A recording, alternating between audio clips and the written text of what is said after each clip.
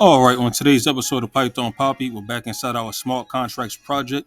Let's have a look at what we're going to be going over today. Today, I told you that we're going to be going over a new module or starting a new module because we finished the introduction yesterday.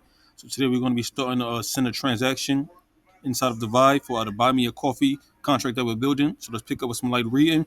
So in this section, we'll be going over how to send a transaction in the Remix IDE with ETH. At this point, we can actually deploy the small contract that we have so far, which looks like this.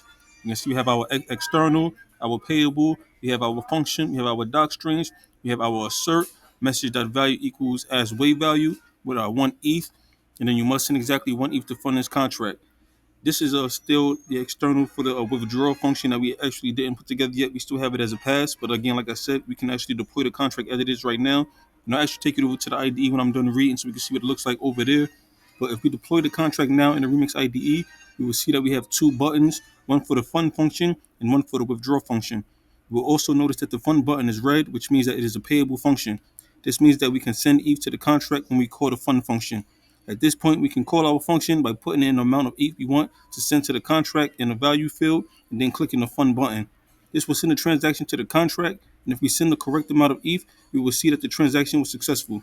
So let's get ahead over to the Remix IDE so I can show you exactly what it looks like over here. I'm actually going to try to run it. Again, I'm not sure if it'll run right now. Let's try to compile it right now, as you can see. And see, because sometimes we do have to run that high.sol file first in Solidity before we can actually deploy the contracts because some of them act up inside of the remix. So let's see if we can actually run this little bit so far that we have and get it to compile without running the high sol right here in Solidity. And it looks like it is stutter stepping a little bit. It doesn't look like it's actually going through or compiling all the way. Let's actually hit it again here and see if we can speed it up.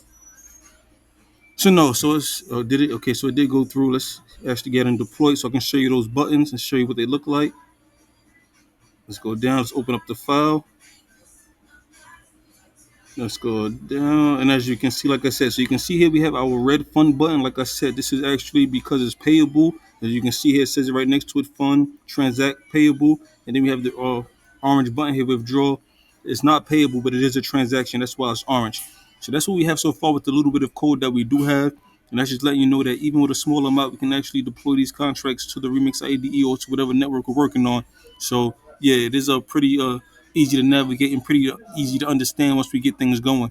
But of course, I will keep you posted every step of the way. Tomorrow we might actually start doing more things. I don't know. I think there might be a little bit more light reading before we actually start diving into the remix more. But of course, I will keep you posted every step of the way.